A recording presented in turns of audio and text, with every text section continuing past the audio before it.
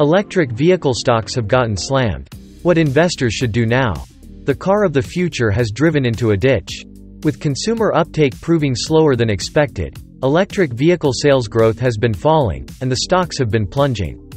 On top of that, the industry pioneer, Tesla, just recalled virtually all of its vehicles sold in the US.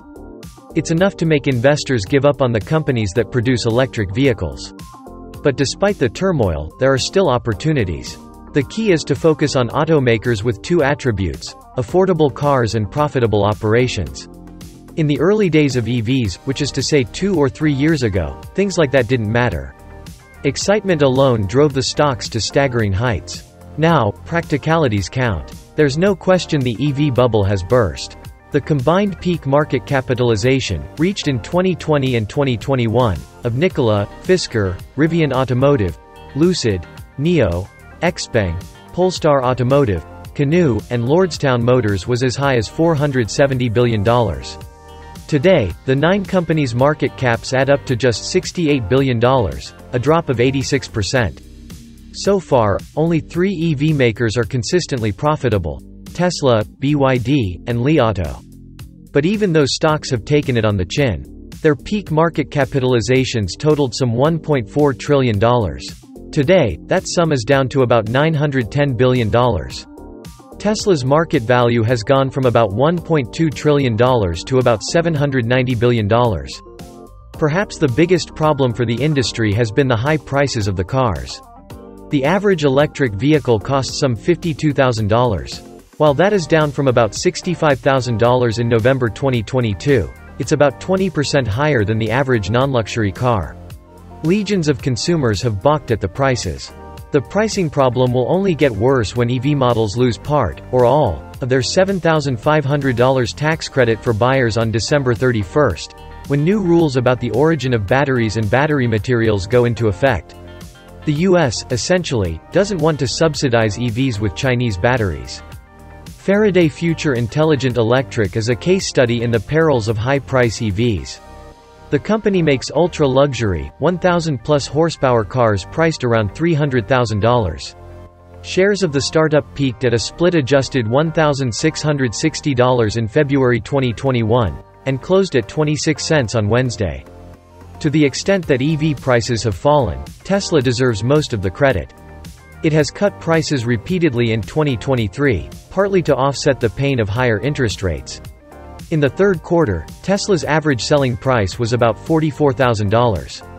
Other battery electric cars cost an average of about $64,000. Tesla ran into a problem of its own this past week, recalling some 2 million of its vehicles for updates to their self-driving software systems.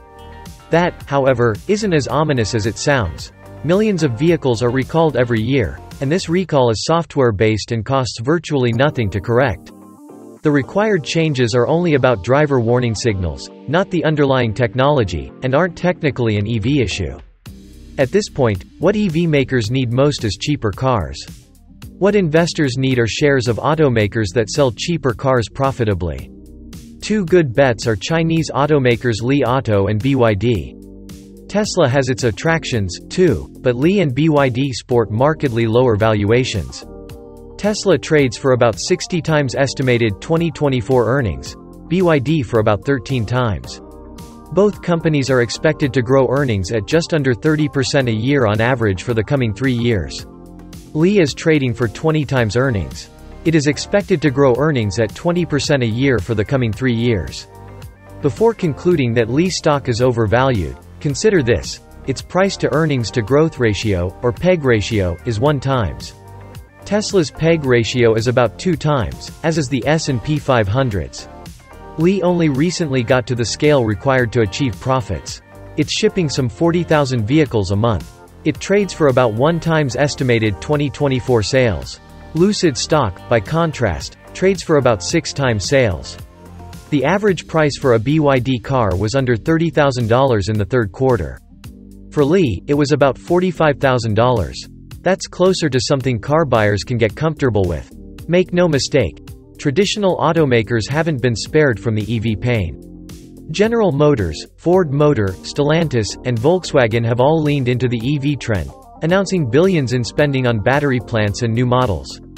Their combined market capitalization has gone from a peak of about $425 billion to $235 billion, down 45%. Investors looking for exposure to traditional car makers should focus on the same mix of profitability, affordability, and attractive valuation. GM stock is down 12% from the start of July, when labor issues started to weigh on investor sentiment. After a contentious strike, GM's hourly workers got base wage increases of roughly 25% over the life of a new 4-year-plus labor contract.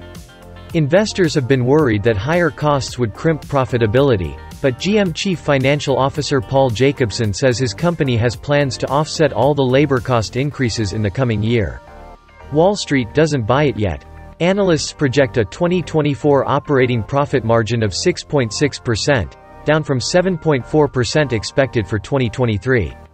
If GM can manage to produce an operating profit margin of 7.4%, earnings per share should be closer to $8.25, leaving the stock trading for about 4 times 2024 earnings.